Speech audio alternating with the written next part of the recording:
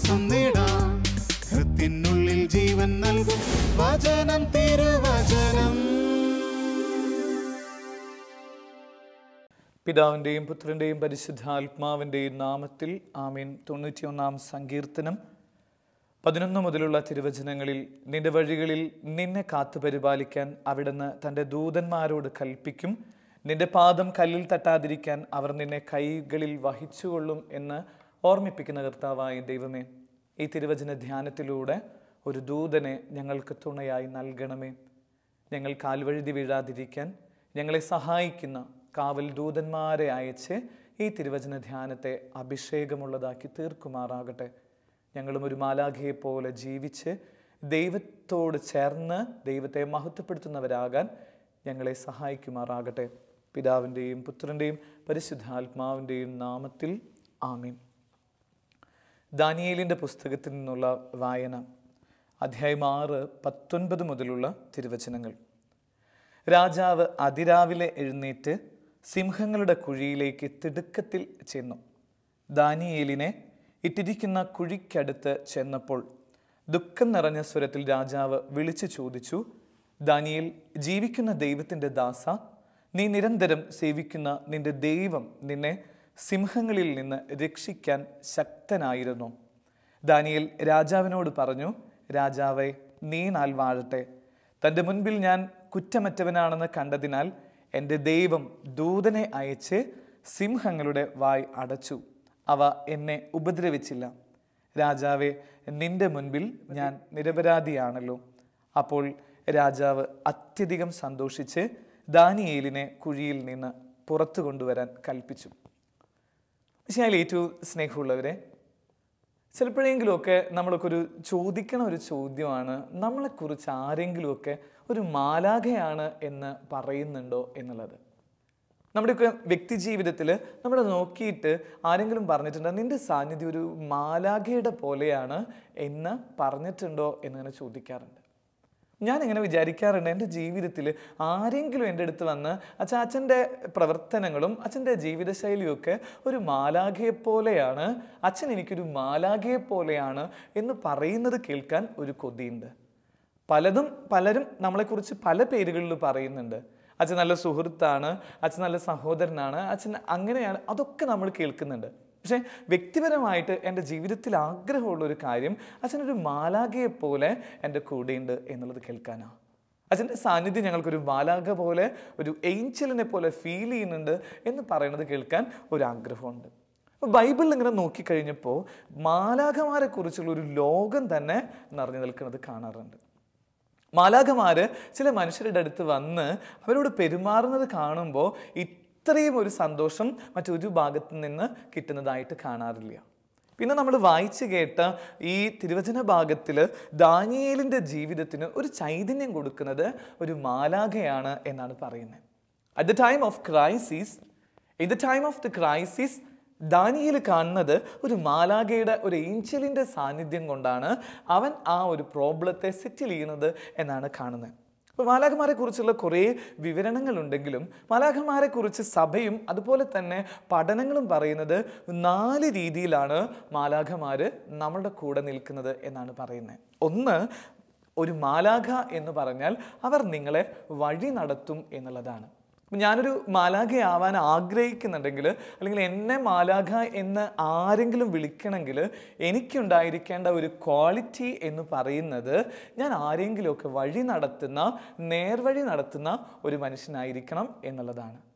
തിരുവചനം നോക്കിക്കഴിഞ്ഞാൽ മാലാഖയുടെ ഈ ഒരു പ്രത്യേകത നമ്മൾ കണ്ടെത്തുന്നത്, ആ റപ്പായ് മാലാഖ വന്ന് നമുക്കറിയാവുന്ന ആ നല്ല ഈ പറയുന്ന ഏറ്റവും ഇഷ്ടമുള്ള കൊച്ചു തോബിയാസിനെ വഴി നടത്തുന്നത് കണ്ടുകൊണ്ടാണ്. ആ തോബിത്തിൻ്റെ പുസ്തകത്തിൽ നമ്മൾ കാണുന്നുണ്ട്, വഴി അറിയാതെ നിൽക്കായിരുന്നു ഒരു മനുഷ്യൻ. എങ്ങോട്ടാണ് പോകണ്ടേ, അല്ലെങ്കിൽ ലക്ഷ്യം എന്താണ് എന്ന് അറിയാതിരിക്കുന്ന സമയത്താണ് ഒരു മാലാഖയായിട്ട്, ദൈവദൂതനായിട്ട് ഈ പറയുന്ന കൊച്ചു തോബിയാസിൻ്റെ അടുത്തേക്ക് വരുന്നത്. എന്നിട്ട് വന്നിട്ട് വേണ്ട സ്ഥലത്ത് കൃത്യതയോടുകൂടെ കൊണ്ടുപോയി അവനെ അനുധാവനം ചെയ്ത് അവനെ വഴി നടത്തി കൃത്യതയോടുകൂടെ കാര്യങ്ങൾ നിർവഹിച്ചു കൊടുത്തു എന്നുള്ളതാണ് ഈ പറയുന്ന മാലാഖയുടെ ക്വാളിറ്റി ആയിട്ട് പറയുന്നത്. അപ്പോൾ ആരാണ് മാലാഖ എന്ന് ചോദിച്ചാൽ വഴി നടത്തുന്നവൻ എന്നാണ് ബൈബിളിൽ നൽകുന്ന ആദ്യത്തെ വ്യാഖ്യാനം എന്ന് നമുക്ക് കണ്ടെത്താം. അപ്പോൾ നമ്മളൊരു മാലാഖയാണോ എന്നുള്ളത്, അല്ലെങ്കിൽ നമ്മൾ മാലാഖ എന്ന് വിളിക്കണമെങ്കിൽ നമുക്കുണ്ടായിരിക്കേണ്ട ഫസ്റ്റ് ക്വാളിറ്റി എന്ന് പറയുന്നത് നമ്മൾ മറ്റുള്ളവർക്ക് വഴികാട്ടിയായിട്ട് തീരണം എന്നുള്ളതാണ്. നമുക്ക് ഈ നമ്മുടെ ജീവിതമൊക്കെ ആയിട്ട് ബന്ധപ്പെടുത്തി ഓർക്കുമ്പോൾ നമ്മൾ മറ്റുള്ളവർക്ക് വഴികാട്ടിയാണോ അതോ വഴി തെറ്റിക്കുന്നവരാണോ എന്ന് ഒന്ന് ഓർക്കണം നല്ലതാണ്. സമീപകാലങ്ങളിലൊക്കെയുള്ള നമ്മൾ കണ്ടുകൊണ്ടിരിക്കുന്നത് മറ്റുള്ളവരെ എങ്ങനെ വഴിതെറ്റിക്കാം എന്നുള്ളതാണ് കാണിച്ചുകൊണ്ടിരിക്കുന്നത്. ഏറ്റവും മോശമായിട്ടുള്ള രീതിയിൽ ഏതൊക്കെ രീതിയിൽ ഒരാളെ വഴിതെറ്റിക്കാം എന്നതിനെക്കുറിച്ച് കൂടിയാലോചന നടത്തുന്ന ഒരു കൾച്ചറിൻ്റെ മുമ്പിൽ നിൽക്കുമ്പോൾ സ്നേഹിതരെ, നമ്മളെ ആരും ഏഞ്ചൽ എന്ന് വിളിക്കാൻ പോകുന്നില്ല. ഒരുപക്ഷെ നിന്റെ പേര് ഏഞ്ചൽ ആണെങ്കിലും നീ വഴി നടത്തുന്നില്ലെങ്കിൽ നീ ഒരിക്കലും പിന്നെ ഒരു ഏഞ്ചൽ അല്ല എന്ന് ഈ തിരുവചന ഭാഗം നിന്നോട് പറയുന്നുണ്ട്. ആദത്തെയും ഹവ്വയെയും വഴി തെറ്റിച്ചു എന്നതുകൊണ്ടാണ് അവന് പിശാച് എന്ന് പേരിട്ടത് എന്ന് വേണമെങ്കിൽ നമുക്ക് വ്യാഖ്യാനിക്കാം. വഴി അറിയാതെ നിൽക്കുന്നത് പോലെയായിരുന്നു ആ ആദവും ഹവ്വയും നിൽക്കുന്നുണ്ടായിരുന്നേ. അവർക്ക് ദൈവത്തിൻ്റെ വഴി കാണിച്ചു കൊടുത്തിരുന്നെങ്കിൽ ഒരുപക്ഷെ അന്ന് പിശാച് എന്ന് പറയുന്ന ഒരു സംഭവം ഉണ്ടാകുമായിരുന്നില്ല. മറിച്ച് ഈ പറയുന്ന ആദിമാതാപിതാക്കൾ ഈ ഒരു മാലാഖയുടെ സാന്നിധ്യം അനുഭവിച്ചിരുന്നെങ്കിൽ അവർക്ക് പറുദീസ നഷ്ടപ്പെടുമായിരുന്നില്ല. അപ്പം അങ്ങനെയാണെങ്കിൽ നമുക്കിങ്ങനെ രണ്ട് കാര്യങ്ങൾ ഇതിൻ്റെ ഇടയിലൂടെ പ്രാർത്ഥിക്കണം. ഒന്ന്, ഒരു മാലാഖയെ എനിക്ക് നൽകണം എന്നുള്ളത്. നമ്മുടെ കുഞ്ഞുനാൾ മുതൽ നമ്മുടെയൊക്കെ മാതാപിതാക്കളും നമ്മുടെ മുതിർന്നവരൊക്കെ നമ്മളെ പഠിപ്പിക്കുന്നുണ്ട്, നിങ്ങളെപ്പോഴും കാവൽമാലാഖമാരോട് പ്രാർത്ഥിക്കണം എന്നുള്ളത്. നമുക്ക് 2 കാവൽമാലാഖമാരുണ്ട് എന്ന് പറയണേ. സ്വർഗത്തിൽ നമുക്ക് വേണ്ടിയിട്ട് മാധ്യസ്ഥം പറയുന്ന, നമ്മൾ എന്തെങ്കിലും നന്മ ചെയ്തു കഴിഞ്ഞ ഉടനെ ആ സ്വർഗത്തിൽ നമ്മുടെ പേരെഴുതിക്കാനായിട്ട് ഏറ്റവും കൂടുതൽ മാധ്യസ്ഥം വഹിക്കുന്നത് ഈ മാലാഖമാരെ. നമുക്കിങ്ങനെ വേണം, ഒരു മാലാഖയെ എനിക്ക് നൽകണം, ഒരു കാവൽ മാലാഖയോടൊപ്പം എനിക്ക് സഞ്ചരിക്കാൻ പറ്റണം എന്നുള്ളത് ആദ്യ തീരുമാനമാക്കുക. അങ്ങനെ ഒരു പ്രാർത്ഥന നടത്തിയതിന് ശേഷം എനിക്ക് ചെയ്യാനുള്ളത് എന്താ? എനിക്ക് മറ്റുള്ളവരെ വഴി നടത്തുന്നവരായിട്ട് തീരണം. ഞാൻ ആരെങ്കിലും ഒരാളെ വഴി നടത്തുന്നുണ്ടെങ്കിൽ അവരെൻ്റെ കണ്ണിൽ നോക്കിയിട്ട് പറയും, you are N Angel, you are N Angel, നീ ഒരു ഏഞ്ചലാ, കാരണം നീ എന്നെ വഴി നടത്തുന്നുണ്ട് എന്നിങ്ങനെ പറയും. നമ്മൾ കാണില്ലേ, സഭയിലും പാരമ്പര്യങ്ങളൊക്കെ കുറേ അധികം വിശുദ്ധരോട് തോന്നുന്ന സ്നേഹം എന്ന് പറയുന്നത് അവർ അനേകരെ വഴി നടത്തി എന്നുള്ളതാണ്. അത് യോന പ്രവാചകനാവട്ടെ അല്ലെങ്കിൽ ഏലിയ പ്രവാചകനാവട്ടെ, ഇവരെയൊക്കെ വേണമെങ്കിൽ നമുക്ക് അവരെ ഇങ്ങനെയൊന്ന് വിളിക്കാം, മാലാഖമാര് എന്ന് വേണമെങ്കിൽ ഈ പ്രവാചകരെ ചേർക്കാം. കാരണം ഒരു ജനതയെ മുഴുവൻ അവരിങ്ങനെ വഴി നടത്തിക്കൊണ്ടിരിക്കുക. നിനിവേ നിവാസികളോട് മാനസാന്തരപ്പെടാൻ പറഞ്ഞും അവർക്ക് വേണ്ട കാര്യങ്ങൾ പറഞ്ഞു കൊടുത്തും യോന പ്രവാചകനും അതുപോലെയുള്ള വിശുദ്ധരായിട്ടുള്ളവരും ചെയ്യുന്നത് അവർക്ക് നല്ല വഴി കാണിച്ചു കൊടുക്കുക എന്നുള്ളതാണ്. നമുക്കിങ്ങനെയൊന്ന് ഓർക്കണം, ഈ വചനം കേട്ടുകൊണ്ടിരിക്കണവർ ഓർക്കണം, ഞാനിങ്ങനെ ആരൊക്കെയാ വഴിതെറ്റിച്ചുകൊണ്ടിരിക്കണേ, ആരൊക്കെയാ വഴിതെറ്റിച്ചുകൊണ്ടിരിക്കണേ എന്ന് ഓർക്കണം. ഒരാളെ വഴിതെറ്റിച്ചിട്ടുണ്ടെങ്കിൽ അവരെ തിരിച്ചു കൊണ്ടുവരാനുള്ള ബാധ്യത നിനക്കുണ്ട്. വഴിതെറ്റിച്ചവർ എവിടെയെങ്കിലും പോയി നശിക്കട്ടെ എന്ന് ചിന്തിക്കുമ്പോൾ സ്നേഹിതരെ, നാട് അധപതനത്തിൻ്റെ കൂടായിട്ട് തീരുക. അറിഞ്ഞോ അറിയാതെയൊക്കെ ആരെങ്കിലുമൊക്കെ വഴിതെറ്റിച്ചിട്ടുണ്ടാവും. നമ്മൾ സ്വാഭാവികമായിട്ടോ അല്ലെങ്കിൽ അസ്വാഭാവികമായിട്ടുള്ള രീതിയിലൊക്കെയോ മദ്യപാനത്തിൻ്റെയോ അല്ലെങ്കിൽ ലഹരി പദാർത്ഥങ്ങളുടെയോ അല്ലെങ്കിൽ ശരീരത്തിൻ്റെ തൃഷ്ണകൾക്കോ ഒക്കെ നീ വഴിവിട്ടിട്ടുണ്ടാവാം, അല്ലെങ്കിൽ വഴിവിട്ട ബന്ധങ്ങളൊക്കെ ആയിരിക്കാം നിങ്ങളുടെ. പക്ഷെ ഇന്ന് ഈ ഒരു തിരുവചനം കേട്ടുകൊണ്ടിരിക്കുന്ന നമുക്ക് ഒരു വലിയൊരു ദൗത്യമുള്ളത്, വഴി തെറ്റിച്ചവരെങ്കിലും നമുക്കൊന്ന് നേർവഴിക്ക് കൊണ്ടുവരാൻ പറ്റുമോ? അവരുടെ അടുത്തൊന്ന് പോയിട്ട് പറയൂ, കാണിച്ചെന്ന വഴി തെറ്റായിരുന്നു, ഒന്ന് തിരിച്ചു വരുമോ? ഇന്ന് നമുക്ക് ഒരുമിച്ച് പുതിയ വഴിയിലൂടെ പോവാം, ഒരുമിച്ച് കരം കോർത്ത് പിടിച്ച് നമുക്ക് പോവാമെന്ന് പറയുന്നതാണ് സ്നേഹമുള്ളവരെ ഒരു ഏഞ്ചലിൻ്റെ ദൗത്യം എന്നുള്ളത്. ക്രിസ്തു ചെയ്ത കാര്യങ്ങൾ മുഴുവൻ അങ്ങനെയല്ലേ? അവൻ്റെ ഏത് അത്ഭുതങ്ങൾ എടുത്തോ ഏത് അടയാളങ്ങൾ എടുത്തോ കാണുന്നത് എങ്ങനെയാണ്? അവർക്കൊരു നല്ല വഴി കാണിച്ചു കൊടുക്കുക എന്നുള്ളത് മാത്രമാണ് ക്രിസ്തു ചെയ്തിട്ടുള്ളത്. അവൻ്റെ പിന്തലമുറക്കാരായ ശിഷ്യഗണങ്ങൾ ചെയ്തിട്ടുള്ളതും ഇതൊക്കെ തന്നെയല്ലേ? പാലയൂർ വന്ന തോമാസ് ലീഹ പോലും ചെയ്യുന്നത് എന്താ? അവരിങ്ങനെ മിശിഹായിലേക്ക് വഴികാട്ടിയായിട്ട് തീർന്നു. ആരെയും വഴിതെറ്റിക്കാതെ അവർ ജീവിച്ചു നോക്കിയുള്ളത്. ഇപ്പം ഈ ദിവസങ്ങളിലൊക്കെ ഒത്തിരിയേറെ മക്കള് വഴിതെറ്റിക്കാനുള്ള ശ്രമങ്ങൾ നടത്തിക്കൊണ്ടിരിക്കുകയല്ലേ? വസ്ത്രധാരണത്തിൽ മാധ്യമങ്ങളിലൂടെ എല്ലാം ചെയ്തുകൊണ്ടിരിക്കുന്ന സമയത്ത് ഇന്നൊന്ന് തീരുമാനിക്കാൻ പറ്റുമോ, ഞാൻ കാരണം ആരുടെയും വഴി തെറ്റിക്കില്ല. വഴി കാണിച്ചു കൊടുത്തില്ലെങ്കിലും സാരമില്ല സ്നേഹമുള്ളവരെ, വഴി തെറ്റിക്കല്ലേ. ചില യുവാക്കളൊക്കെ വന്നിട്ട് സങ്കടം പറയുന്നുണ്ട്, അച്ഛാ ഞങ്ങൾ പലതിൽ നിന്ന് മാറി നിൽക്കണതാ, പക്ഷെ ആ പെൺകുട്ടിയുടെ വസ്ത്രധാരണം കാണുമ്പോൾ അവളുടെ നോട്ടം കാണുമ്പോൾ വീണ്ടും ഇതേ പാപത്തിലേക്ക് വീണു പോവാന്ന് പറഞ്ഞിട്ടുള്ള യുവാക്കൾ എനിക്ക് പരിചയമുണ്ട്. അതേപോലെ തന്നെ യുവതികൾ വന്ന് ചിലരൊക്കെ വന്ന് സങ്കടപ്പെടുന്നുണ്ട്, അച്ഛാ നന്നാവാന്ന് വിചാരിക്കണതാ, പക്ഷെ വീണ്ടും വീണ്ടും ഫോണിൽ ഇങ്ങനെ സ്ഥിരമായിട്ട് മെസ്സേജ് ചെയ്തും സ്ഥിരമായിട്ട് എന്നെ ശല്യപ്പെടുത്തിയും എന്നെ ബ്ലാക്ക് മെയിൽ ചെയ്തും എൻ്റെ ജീവിതത്തെയും എൻ്റെ ശരീരത്തെയും എൻ്റെ മനസ്സിനെയൊക്കെ വഴിതെറ്റിച്ചുകൊണ്ടിരിക്കുക എന്ന് പറഞ്ഞുകൊണ്ടിരിക്കുക. പ്രത്യേകിച്ച് ഈ ഒരു കൾച്ചറൊക്കെ നമ്മളിങ്ങനെ ഒരുപാട് സ്വാധീനിക്കുന്നതും ഇങ്ങനെ വഴിതെറ്റിക്കുന്നവരുടെ ഒരു കൾച്ചറിലല്ലേ. ഇറങ്ങുന്ന സിനിമകളൊക്കെ സത്യമായിട്ട് സങ്കടം തോന്നുന്നില്ലേ?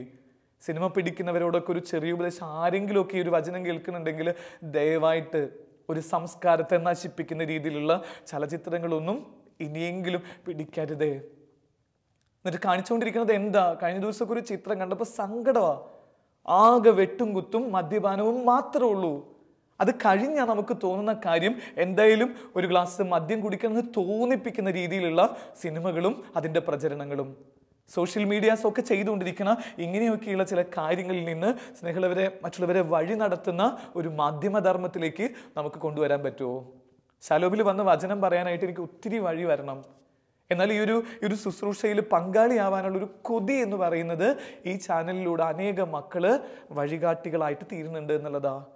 ഈ ശുശ്രൂഷ കണ്ട അനേകം മക്കള് കുറെ കൂടി നന്മയിലേക്ക് വരുന്നുണ്ട് എന്നുള്ളതിൻ്റെ പേരിൽ മാത്രമാണ് സ്നേഹിതരെ ഇത്രയും ദൂരം വന്ന് ഈ ചാനലിൽ കർത്താവിൻ്റെ വചനം പറയാനായിട്ട് നിൽക്കുന്നേ. ഇന്നെങ്കിലും തീരുമാനിക്കാൻ പറ്റൂ, ഒരു പ്രലോഭകന്റെ വേഷം കെട്ടലല്ല എനിക്കിനിയുള്ളത്, ഒരു മാലാഖയുടെ 2 ചിറകുകൾ എനിക്കുണ്ടെന്ന് തീരുമാനിച്ചേ. പ്രലോഭകന്റെ വേഷം കെട്ടാൻ എളുപ്പാ സ്നേഹിതരെ. നിന്റെ ശരീരത്തിലുള്ള വസ്ത്രം ഒന്ന് മാറിക്കഴിഞ്ഞാൽ നിനക്ക് ഏത് വേണമെങ്കിലും വേഷം കെട്ടി നിനക്ക് അനേകരെ വഴിതെറ്റിക്കാം. പക്ഷെ വഴികാട്ടിയാവാനായിട്ട് 2 ചിറകുകൾ നിനക്ക് മുളയ്ക്കണം. അതിന് നിന്റെ ഉള്ളിൽ ഒരു തീ ഉണ്ടായിരിക്കണം. ഈശോയ്ക്ക് വേണ്ടി വഴികാട്ടിയാവാനുള്ള ഒരു തീ ഉണ്ടാവണം സ്നേഹമുള്ളവരെ. ചിലപ്പോഴൊക്കെ ഈ മറുനാട്ടിലുള്ള ഏറ്റവും സ്നേഹമുള്ളതായിട്ട് മിഷണറിമാരോടൊക്കെ തോന്നുന്ന ഒരു സ്നേഹം എന്നുള്ളത് അറിയാത്ത ഒത്തിരി മക്കളെ വഴികാട്ടിയാക്കി തീർക്കുന്നതല്ലേ. തൃശ്ശൂർ ഭാഗത്ത് ഒരു ഗ്രൂപ്പുണ്ട്. അവരൊക്കെ ചെയ്യുന്ന ശുശ്രൂഷകളെ എത്ര അംഗീകരിച്ചാലും മതിയാവില്ല. അവർ ചെയ്യണത് ഈ വഴിയോരങ്ങളിലും അതുപോലെയുള്ള കിട്ടുന്ന കടലാസുകൾ അവർ പെറുക്കിയെടുക്കുക. വീടാന്തരം പോയിട്ട് അവർ പറക്കി പഴയ നോട്ട് പുസ്തകങ്ങളൊക്കെ വാങ്ങിയിട്ട് അത് വിറ്റ് അത് ചെറുതാക്കിയൊക്കെ മാറ്റി പുതിയ രീതിയിലായിട്ട് വചനമായിട്ട് ബൈബിളായിട്ട് അടിച്ച് വിൽക്കുക. എന്നിട്ട് അതിലുള്ള സഹോദരനൊക്കെ പറയുന്ന കാര്യമുണ്ട്, ഒരു ചെറിയ വഴികാട്ടിയെങ്കിലും ആവാനായിട്ട് അച്ഛൻ പറ്റിയിരുന്നെങ്കിൽ ഭാഗ്യമെന്ന് പറയാം. ഈ ഒരു വചനം കേട്ടുകൊണ്ടിരിക്കുന്നത് ഒരു ചെറിയ ഷോർട്ട് ഫിലിം പിടിക്കണതാവട്ടെ, ഒരു വലിയ ബ്രഹ്മാണ്ഡ ചിത്രം പിടിക്കണതാവട്ടെ, അതല്ലെങ്കിൽ ഇന്ന് നീ എഴുന്നേറ്റ് ചെയ്യാൻ പോണ ഒരു ബസ്സിൽ കയറുന്ന യാത്രയാവട്ടെ, കണ്ണ് കാണാത്ത ഒരു മനുഷ്യനെ കൈപിടിച്ച് നടത്തുന്നതാവട്ടെ, ഇതൊക്കെ നിനക്ക് വേണമെങ്കിൽ വഴികാട്ടിയായിട്ട് തീരാം, വഴി തെറ്റിക്കുന്നവനായിട്ട് തീരാം. ഇവിടെ കണ്ടുകൊണ്ടിരിക്കുന്ന ചില കോമഡി പ്രോഗ്രാമുകൾ പോലും പറഞ്ഞുകൊണ്ടിരിക്കുന്നത് എങ്ങനെ, ഒരു കഥാപാത്രത്തെ എങ്ങനെ ഓർക്കുക. എടുത്ത് ചോദിച്ചു, അയാളുടെ വീട് എവിടെയാ? അത് ചോദിക്കുമ്പോൾ ഇയാൾക്ക് നന്നായിട്ട് അറിയാം വീട് വലത്തോട്ട് പോയിട്ട് 4ാമത്തെ വീടാണെന്നറിയാം. എന്നിട്ട് ഇദ്ദേഹം പറയാം ഇടത്തോട്ട് പോയിട്ട് 10ാമത്തെ വീട് എന്ന് പറഞ്ഞിട്ട് ഇങ്ങനെ പോവാം. അപ്പം ഇങ്ങനെ പോണ സമയത്ത് അടുത്ത് നിൽക്കണം പറയുന്നുണ്ട്, എടാ ഇവിടെയല്ലല്ലോ വഴി അപ്പുറത്തല്ലേ, നീ എന്തെങ്ങനെ കാണിക്കണേ? അപ്പോൾ അവൻ പറയണ കാര്യമുണ്ട്, അല്ല അവനൊന്ന് വഴി തെറ്റുമ്പോൾ മനസ്സിനൊരു സുഖമുണ്ട്, ഒരു ചെറിയൊരു സുഖം, അത് ആസ്വദിച്ചുകൊണ്ടിരിക്കാന്ന് പറയാം. കോമഡി പ്രോഗ്രാമിൽ കാണുന്ന കാര്യങ്ങളാണെങ്കിൽ പോലും സ്നേഹമുള്ളവരെ ഇത് യാഥാർത്ഥ്യ ജീവിതത്തിൽ ഈ കാര്യങ്ങളൊക്കെ കടന്നു വരുന്നില്ലേ? അങ്ങനെ വഴിതെറ്റിക്കുന്ന രീതിയിലൊക്കെയുള്ള ഒരുപാട് മേഖലകളിൽ നിന്ന് നമുക്കിങ്ങനെ കൊണ്ടുവരണം. ഒരു ഏഞ്ചൽ ആവാനുള്ള ദൗത്യമുണ്ട് എന്നുള്ളത്. രണ്ടാമത്തെ ഒരു ഏഞ്ചൽ ആവാനുള്ള ഒരു മാർഗം എന്ന് പറയുന്നത് ഒരു സംരക്ഷണമായിട്ട് നീ തീരുക എന്നുള്ളതാ. നീ ആർക്കെങ്കിലും നിന്റെ ജീവിതത്തിൽ സംരക്ഷണമായിട്ടുണ്ടോ? ഈ ദാനിയേലിന്റെ പുസ്തകത്തിൽ വായിക്കുമ്പോൾ ഈ 6-ാം അധ്യായത്തിൽ 19-ഉം 20-ഉം തിരുവചനമൊക്കെ നമ്മളോട് പറയുന്നത് ഇങ്ങനെയാണ്. ഈ പറയുന്ന ദാനിയേലിന് സംരക്ഷണത്തിന്റെ കുട നിവർത്തി ദൂതൻ. ഈ ദാനിയേലിന് ദൈവദൂതൻ ഒരു സംരക്ഷണത്തിന്റെ കുട നിവർത്തി എന്ന് തിരുവചനം പറയുമ്പോൾ നമ്മൾ ഒരു മാലാഖയാവണമെങ്കിൽ എനിക്ക് ചെയ്യാനുള്ള 2ാമത്തെ ദൗത്യം എന്നുള്ളത് ഒരു സംരക്ഷണത്തിന്റെ കുട എൻ്റെ കയ്യിലുണ്ടാവണം. ഒന്ന് വെറുതെ ഓർത്തു നോക്കിയും, എൻ്റെ കൈ വെറുതെയാണോ? ഈ കൈയിൽ എനിക്ക് ചെയ്യാൻ പറ്റുന്നത് എത്ര പേരെ സംരക്ഷിക്കാനുള്ള കൈയാണ് ഇതെന്ന് ഓർത്തേ. പക്ഷെ നമ്മൾ എന്ത് ചെയ്യുക, ഈ കൈ ഇങ്ങനെ പൊത്തിപ്പിടിച്ച് ആരെയും സംരക്ഷിക്കില്ല എന്ന് പറയുന്ന രീതിയിൽ ഒരാൾക്ക് പോലും ഒരല്പം ഒരു ചെറിയൊരു സഹായം പോലും ചെയ്യാത്ത കൾച്ചറിൽ പോവാം. അവർക്ക് ബസ്സിലൊക്കെ പോരുമ്പോൾ പോലും ഒരു ചെറിയ സഹായം സംരക്ഷണം കൊടുത്താൽ മതിയേ. നീ പിടിക്കുന്ന ഒരു കൊടയാ, അതല്ലെങ്കിൽ എത്ര ദൂരം വെയിൽ കൊണ്ട് നടന്നു വരണമെന്ന് അറിയോ ഇങ്ങോട്ട്? മറ്റുള്ളവർക്ക് വേണ്ടിയിട്ട് നിനക്കൊരു ബാധ്യതയുണ്ട്. അതുകൊണ്ട് ദൈവം ചോദിക്കണേ, കായനെ ആബേൽ എവിടെയാ? ആബേലിന് നീ കൊട പിടിച്ചു കൊടുത്തിട്ടുണ്ടോ? അതോ നീ അവന് നേരെ കത്തിയാണോ നീട്ടിയിട്ടുള്ളത്? കായലിൻ്റെ അടുത്ത് ദൈവം ചോദിക്കുമ്പോൾ കായൽ പറയണ കാര്യം എന്താ? ഒരു കൊടയും നിവർത്തിയിട്ടില്ല. അവൻ അവിടെ ഉണ്ടാവും. ഒരു കൊടയും നിവർത്തിയിട്ടില്ല. ഈ ഒരു വചനം കേട്ടുകൊണ്ടിരിക്കുന്ന സ്നേഹിതരെ, ഒരു സംരക്ഷണത്തിൻ്റെ കൊടയെടുക്കുന്നവരാണ് മാലാഖയായിട്ട് തീരുള്ളൂ. ഒരു ചെറിയ കൊട ഇന്ന് എൻ്റെ കയ്യിലുണ്ടാവണം, സംരക്ഷണത്തിൻ്റെ കൊട. ഏതൊരു കവി സുന്ദരമായിട്ടൊരു കവിത എഴുതി വെച്ചിട്ടുണ്ട്.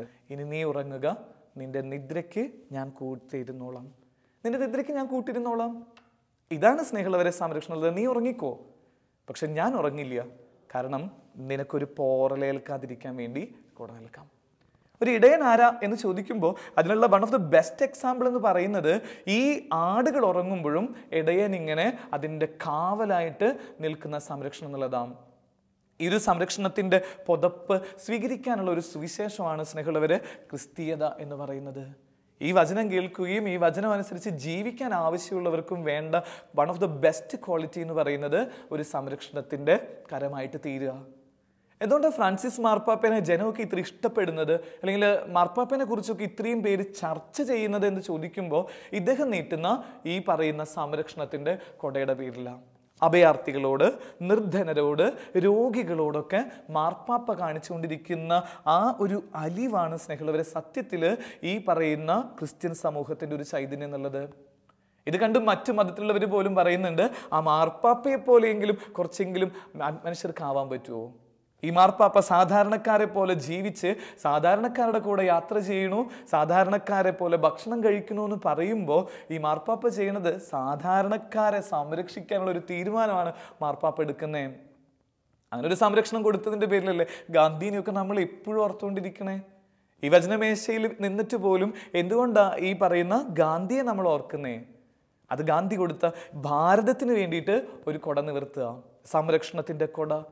അത് വാക്കുകൾ കൊണ്ട്, പ്രവൃത്തി കൊണ്ട്, ജീവിതം കൊണ്ട്, ശരീരം കൊണ്ട്, മനസ്സുകൊണ്ട്, ആത്മാവ് കൊണ്ട്.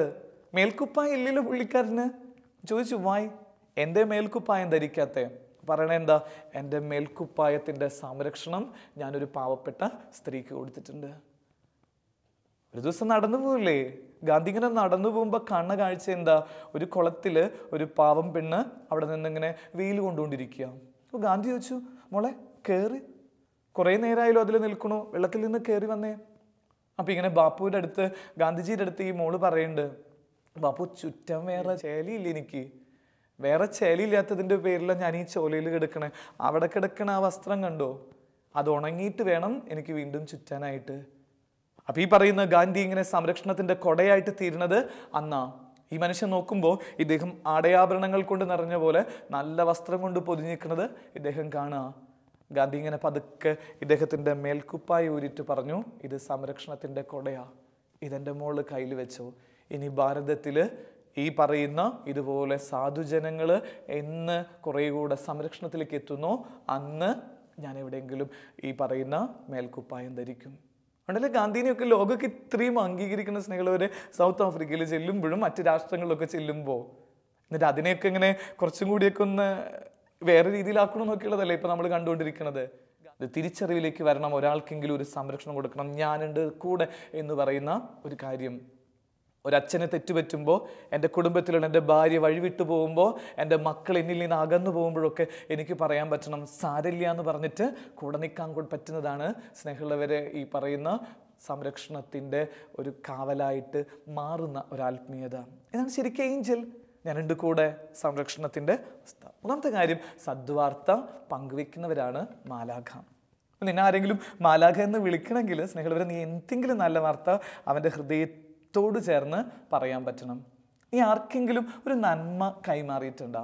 ഒരു ദിവസം രാവിലെ മുതൽ രാത്രി കിടക്കുന്ന സമയത്ത് ഒന്ന് കണ്ണടച്ചേ, ഇന്ന് രാത്രി ഒന്ന് ഓർത്ത് നോക്ക്, ഞാൻ ആരോടെങ്കിലും അവരുടെ ഹൃദയത്തെ തണുപ്പിക്കുന്ന ഒരു നല്ല വാർത്തയെങ്കിലും ഞാൻ പറഞ്ഞിട്ടുണ്ടാകും. അവരെ നൊമ്പരപ്പെടുത്താതെ, അല്ലെങ്കിൽ അവർക്ക് ഒരു ആത്മാവിൻ്റെ നിറവുണ്ടാകുന്ന ഒരു സംസാര ശൈലി എനിക്ക് കൊടുക്കാൻ പറ്റിയിട്ടുണ്ടാ? ദൂതൻ പരിശുദ്ധ മറിയത്തിൻ്റെ അടുത്ത് സംസാരിച്ചു എന്ന തിരുവചനം. അത് അവളുടെ ജീവിതത്തെ വേദനിപ്പിച്ചു എന്നൊക്കെ പറയുമ്പോഴും അതിനപ്പുറത്ത് ഒരു സ്പിരിച്വാലിറ്റി ഉണ്ട്. അത് കൊടുക്കുന്ന, കമ്മ്യൂണിക്കേറ്റ് ചെയ്യുന്ന ഒരു കാര്യമുണ്ട്. ഇനി മാതാവാവട്ടെ, മാതാവ് പതുക്കെ മാലാഖയായിട്ട് തീരുക. എലിസബത്തിനെ സന്ദർശിക്കാൻ പോയിട്ട് അവളുടെ കൂടെ നിന്ന് മാലാഖ എങ്ങനെ കൂടെ നിൽക്കുന്നത് പോലെ മാതാവ് ഇങ്ങനെ കൂടെ നിൽക്കുക. ഇത് സ്നേഹമുള്ളവർ, ഈ ഒരു തിരുവചന ധ്യാനത്തിലൂടെ കടന്നു പോകുമ്പോൾ ഞാനൊരു മാലാഖയാവണമെങ്കിൽ എനിക്ക് ചെയ്യാനുള്ള ഒരു ദൗത്യം എന്നുള്ളത് മറ്റുള്ളവരുടെ ഹൃദയത്തെ തൊടുന്ന നല്ല വാക്കുകൾ പറയാൻ പറ്റണം. സദ്വാർത്തയുടെ ഒരു സംസ്കാരം രൂപപ്പെടാൻ പറ്റണം. എല്ലാം ഇങ്ങനെ നെഗറ്റീവും എല്ലാം ഇങ്ങനെ മറ്റുള്ളവരെ മുറിപ്പെടുത്തുന്ന ആ സംസാരത്തിൽ നിന്ന് അവൻ്റെ ഹൃദയത്തെ തണുപ്പിക്കുന്ന ഒരു ആത്മീയത രൂപപ്പെടുത്താൻ പറ്റണം. ഈ 3-4 കാര്യങ്ങളിലൂടെ കടന്നു പോകുമ്പോൾ 4-ാമത്തെ അതിൻ്റെ ചൈതന്യത്തിലേക്ക് എത്തുക. ഒരാളുടെ വിശപ്പ് മാറ്റുന്നവനാണ് മാലാഖ. ഏലിയ പ്രവാചകന്റെ ജീവിതത്തിൽ കണ്ടില്ലേ, ഒരു ദൂതൻ വന്നു, അവന് അപ്പം കൊടുക്കുന്ന ഒരു മാലാഖ. മറ്റുള്ളവർക്ക് വേണ്ടിയിട്ട് നീ മുറിഞ്ഞ് അവർക്ക് എന്തെങ്കിലും കൊടുക്കാൻ പറ്റുന്ന, അവരുടെ വിശപ്പ് മാറ്റുന്ന ഒരു വ്യക്തിയായിട്ട് തീരണം. നമ്മൾ ഈ ഒരു തിരുവചന ഭാഗം സമയത്തിൻ്റെ കുറവുകൊണ്ട് ഇങ്ങനെ പതുക്കെ വൈൻഡപ്പ് ചെയ്യുക. നീ ഒരു മാലാഖയാവണമെങ്കിൽ, അല്ലെങ്കിൽ മാലാഖയുടെ സംരക്ഷണം എനിക്കും നിങ്ങൾക്കും കിട്ടണമെങ്കിൽ 4 കാര്യങ്ങൾ എനിക്ക് ചെയ്യണം. അതിൽ 1-ാമത്തെ മറ്റുള്ളവരെ വഴി നടത്തണം, വഴി തെറ്റിക്കാതെ വഴി നടത്തണം. 2-ാമത്തെ കാര്യം, മറ്റുള്ളവർക്ക് ഒരു സംരക്ഷണത്തിൻ്റെ പുതപ്പും സംരക്ഷണത്തിൻ്റെ കൊടയും തീർക്കാൻ എനിക്ക് പറ്റണം. 3-ാമത്തെ, മാലാഖയാവണമെങ്കിൽ ഒരു സദ്വാർത്തയെങ്കിലും മറ്റുള്ളവരോട് എനിക്ക് കമ്മ്യൂണിക്കേറ്റ് ചെയ്യാൻ പറ്റണം. 4-ാമത്തെ, എനിക്ക് മറ്റുള്ളവർക്ക് വേണ്ടി വിശപ്പ് മാറ്റുന്ന രീതിയിൽ എന്തെങ്കിലും ചെയ്യാനായിട്ട് എനിക്ക് പറ്റണം. ഈ 3-4 കാര്യങ്ങൾ നിറവേറ്റുമ്പോൾ നീ കേൾക്കും, പുറകേൽ നിന്നോ അടുത്ത് നിന്നോ ആരെങ്കിലും നിന്നെ നോക്കിയിട്ട് യു ആർ എൻ ഏഞ്ചൽ എന്ന് പറയുന്നത്. ദൈവം നമ്മളെ അനുഗ്രഹിക്കട്ടെ. പിതാവിൻ്റെയും പുത്രൻ്റെയും പരിശുദ്ധാത്മാവിൻ്റെയും നാമത്തിൽ ആമേൻ.